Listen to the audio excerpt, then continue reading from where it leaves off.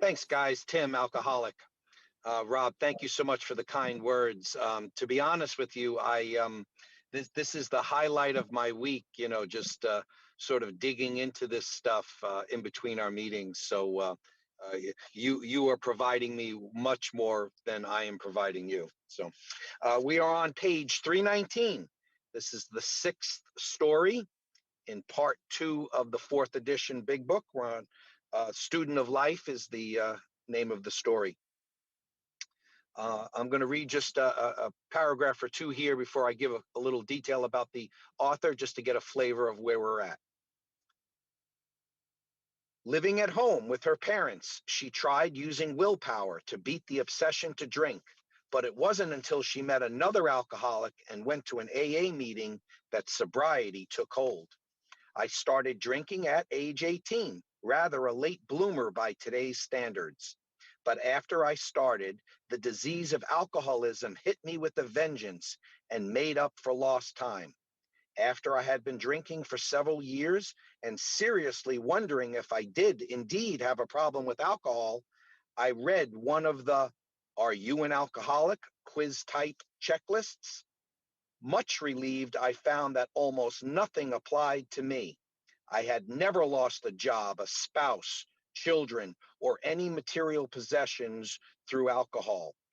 The fact that my drinking hadn't allowed me to gain any of those things crossed my mind only after I came into AA.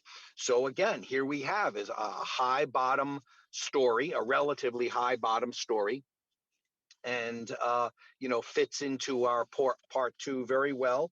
Obviously, a key element here is that it's going to be a female author. Her name is Jane D. Jane D. The reason why we don't have her last name is that thank the Lord, she's still with us. So we know that. We know her approximate year of sobriety. She got sober about 1992. And she's from Philadelphia, and she stopped when she was age 26. She came into AA at age 26, and an interesting little tidbit. There is a recording out that you can hear, and I believe there's only one out there, but she tells the story that she wrote this in 1 hour.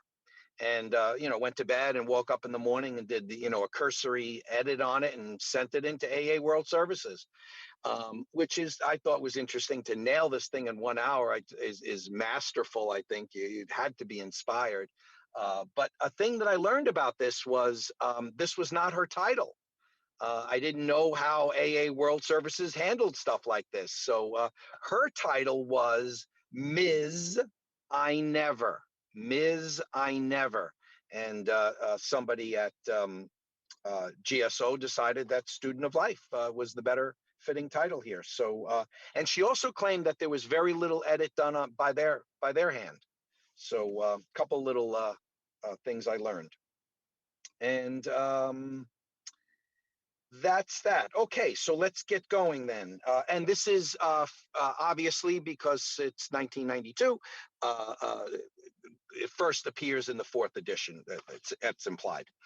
Okay, I can't blame 1 ounce of my drinking on my upbringing. My parents were loving and supportive and have been married 35 years. No one else in my family exhibits alcoholic drinking or alcoholic behavior. For some reason, despite the resources available to me growing up, I developed into an adult woman terrified of the world around me. I was extremely insecure, though I was careful to hide this fact. I was unable to handle and understand my emotions. I always felt as if everyone else knew what was going on and what they were supposed to be doing. And my life was the only one that was delivered without an instruction book. When I discovered alcohol, everything changed. I took my first real drink at my first night at college. I attended what was to be the first of many, many fraternity parties. I didn't care for the beer, so I went to the vat of innocuous-looking punch. I was told it was laced with grain alcohol. I don't remember how many drinks I had, and my recollections of the actual events of the rest of the night are fuzzy. But I do remember this much. When I was drinking, I was okay. I understood. Everything made sense. I could dance, talk, and enjoy being in my own skin. It was as if I had been an unfinished jigsaw puzzle with one piece missing. As soon as I took a drink, the final piece instantly and effortlessly snapped into place. I don't remember getting home that night, and I woke up the next morning completely dressed and in full makeup. I was sick as a dog, but I managed to crawl into the shower and prepare for my first college class. I sat through the entire class, pleading with my eyes to the professor to let us out early. He kept us to the bell. And when it rang, I flew into the woman's room, crashed into the first stall, and threw everything up. Little thing she tells in her story. It was an English class, an English professor. The insanity of the disease had already manifested itself. I recall thinking as I knelt retching in the stall that this was fantastic. Life was great. I had finally found the answer: alcohol. Yes, I overdid it the night before, but I was new to this game. I only had to learn how to drink right, and I was set. I attempted to drink right for the next 8 years. My progression was phenomenal. There is absolutely no period in my drinking career that can be described as social drinking. I blacked out almost every time I put alcohol in my system, but I decided I could live with that. It was a small price to pay for the power and confidence alcohol gave me. After drinking for less than 6 months, I was almost a daily drinker. So we see there that she's telling us she attempted to drink right for the next 8 years. She's telling us she started at 18 and that her drinking career was 8 years long. So we know that she's 26 when ultimately she comes into the program. I wound up on academic probation. I had always been on the honor roll in high school, my first semester sophomore year. And my response to that was to change my major. My life on campus revolved around parties, drinking, and men. I surrounded myself with people who drank as I did. Even though several people had already expressed their concern over my drinking, I rationalized that I was only doing what every other red blooded college student did. Somehow I managed to graduate. But while most of my friends were securing good jobs and abruptly stopping their boozing, I seemed to be left behind on campus. I had resolved that I, too, would now settle down and drink properly. But to my frustration, I found I could not do so. I took a pitiful sales job that paid next to nothing, so I continued to live with my parents. I kept this job for 2 years for one reason: it allowed me to drink with minimal interference. My pattern was to pick up a fifth of whiskey somewhere during my round of appointments and keep it under the car seat with me. When I got home in the evening, I drank at least half the fifth in front of the television set and watched reruns until I passed out. And I did this every night by myself for almost 2 years. I had become a daily, isolated drinker and was starting to get a little nervous. My behavior at this point was textbook. I was stashing bottles all over the house, sneaking drinks from my parents' small supply when I ran out, rationing the number of bottles I threw away at the same time so the trash bag wouldn't clink, refilling my parents' vodka and gin bottles with water, and so on. I had also resorted to videotaping my favorite reruns while I was watching them because I always blacked out before the ending. She tells in her story her favorite rerun, the one she's talking about here is Columbo. Um, Exciting life. Uh, by this time, the TV movie My Name is Bill W. about the co-founder of AA was aired. Intrigued, I sat down with my whiskey and soda bottles to watch it. when Bill whipped out a flask in the car to bolster himself before a visit with his father-in-law, I heaved a sigh of relief. Oh, I'm not that bad, I thought to myself. I then proceeded to get drunk and to black out. I don't remember any more of the movie. I did look it up. The movie was released in 1989, so that scene is 1989. My parents were at a total loss. I was going nowhere and I was irritable and hostile. Since they had no experience with alcoholism, they had no idea what was wrong with me or what to do about it, and neither did I. I knew I drank too much and that my life was miserable, but I never made the connection between those two conditions. My parents made the only suggestion that then made sense to them. They offered to help me financially if I wanted to go back to school. Seeing no other way out, I jumped at the opportunity. I spent 2 years in graduate school, 750 miles from home. I can honestly say I know why they call it a geographical cure. So she was from Philly, and the 750 miles brings her to Illinois. For about 9 months, I was able to cut my drinking down sharply. I still drank almost every day, but not to the point of my usual stupors, and I didn't black out very often. I was able to concentrate on my schoolwork that first year and make lots of friends. However, geographical cures are only temporary. Mine lasted a little less than a year. After about 10 months or so, I slowly started to slide back into my old patterns. Steadily, I worked my way back to the same quantities of whiskey I drank at home, and the blackouts returned. My grades started to drop, and my friends started to wonder. I even began watching reruns again. I had brought my homemade videotapes with me to school. And for those of you under the age of 30, that's a VHS tape, just in case you've never heard of that before. Fortunately, I managed to graduate, but I had gone nowhere. After graduation, I returned to my parents' house as I had been unsuccessful in securing a job. I was back. I was back in my old bedroom, back to the same routine of drinking every evening until I passed out, and it was getting worse. I was starting earlier and earlier and consuming more and more liquor. I had no job, no friends. I saw no one but my parents. I was beyond frustration at this point. Hadn't I done everything that was expected of me? Hadn't I graduated from college and gone on to earn a master's degree? I had never gone to jail, crashed any cars, or got into trouble like real alcoholic would.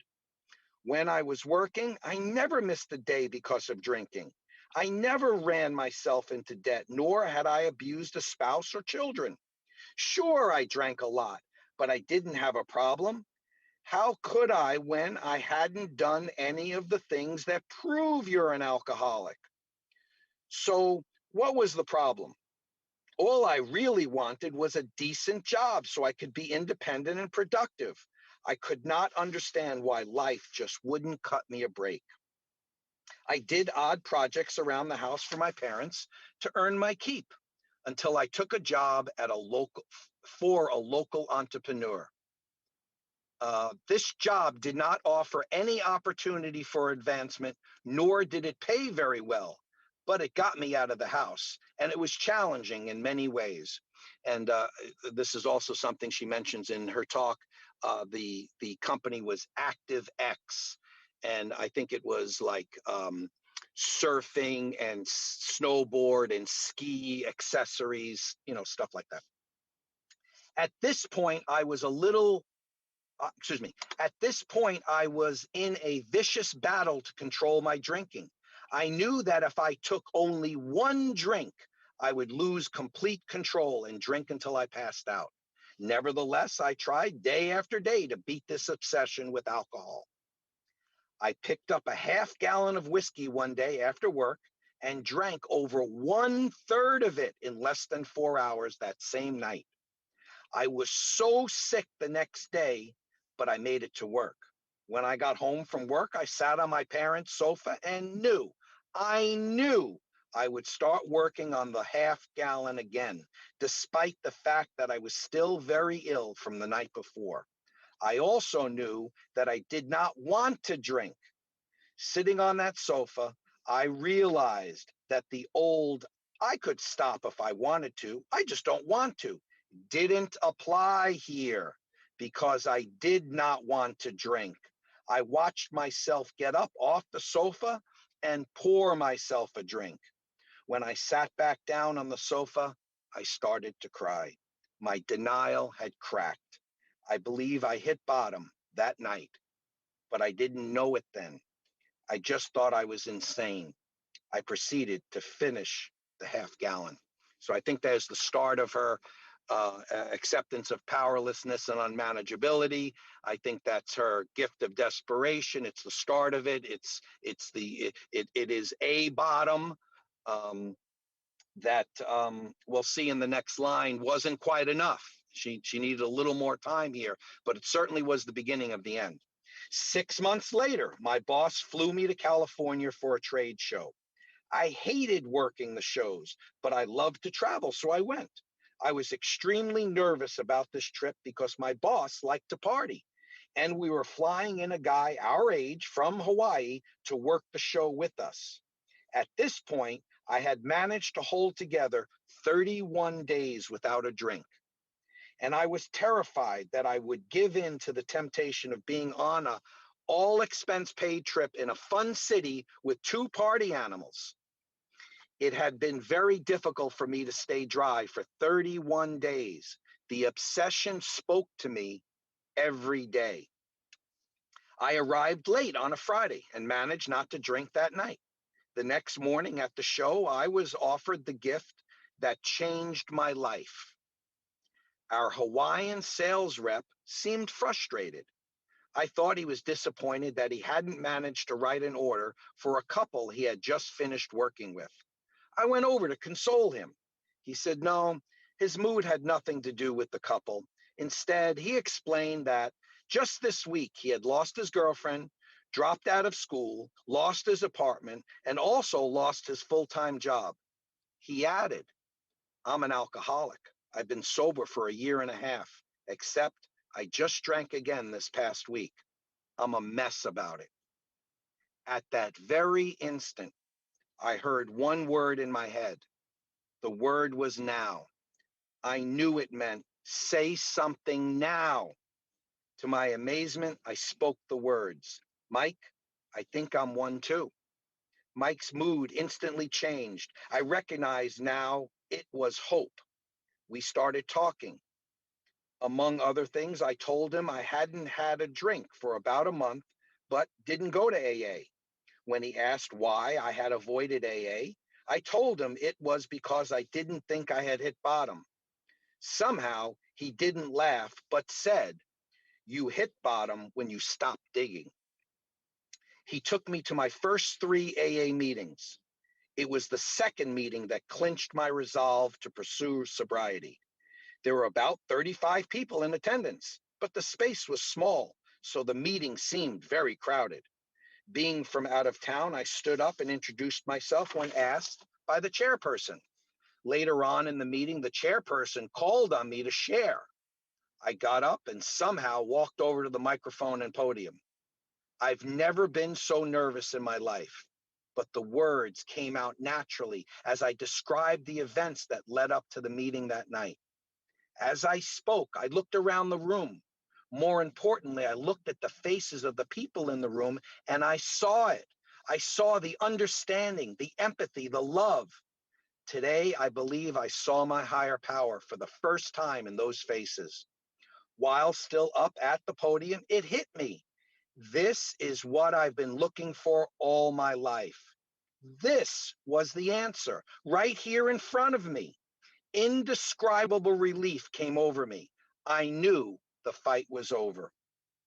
Later on that night, still reeling in the ecstasy of relief and hope, I remembered the afternoon in the bathroom stall at college after my first class when I was so certain I had found the answer in alcohol.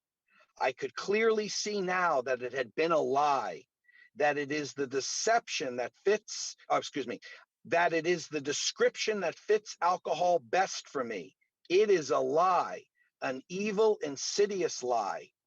And I chased that lie for a long time, even when it was obvious that I was going nowhere and killing myself while doing it. At that AA meeting, when I looked out over all those faces, I finally saw the truth. When I returned home, I threw myself into AA. I did 90 meetings in 90 days, got a sponsor, and joined a home group. I did everything that was suggested. I made coffee, took commitments, and got involved with service. I rode the roller coaster of early sobriety. Every second was worth it to get where I am today. It is very important to my recovery to study and work the steps. To this day, I still make at least 2-step meetings a week. I have a sponsor who guides me through the steps gently but firmly, with the sure-handedness I hope I am able to emulate with the 2 women I now sponsor. The promises have begun to materialize for me, and there's so much work to do. It is almost impossible to adequately describe how much the program has given me, even in just these 6 short years. So she's writing this circa 1998, and she's approximately age 32 now when she's writing this. Comes in at 26, she's 32 now, comes in at 92, 6 years later, 1998. I have been financially supporting myself in my own apartment for 5 years and plan to buy a house next year. I've secured a good job with a promising future. My income has increased more than 150% since I got sober. But just as material losses are not necessary to indicate alcoholism, material gains are not the true indication of sobriety. The real rewards aren't material in nature. I have friends now because I know how to be a friend, and I know how to nurture and encourage valuable friendships. Instead of the prolonged one-night stands I used to call my boyfriends, there is a special man in my life I've been involved with for almost 5 years. So she meets him when she's 14 months. She tells in her story, her audio story, um, that they met when she was 14 months sober. And most importantly, I know who I am. I know my goals, dreams, values, and boundaries, and I know how to protect, nurture, and validate them. Those are the true rewards of sobriety, and they're what I was looking for all along. I am so grateful that my higher power stepped in to show me the way to the truth. I pray every day that I never turn my back on it. I came to AA in order to stop drinking. What I received in return was my life. So powerful story. I hope it resonated with you guys. It certainly did for me. And I'll turn it back over to you.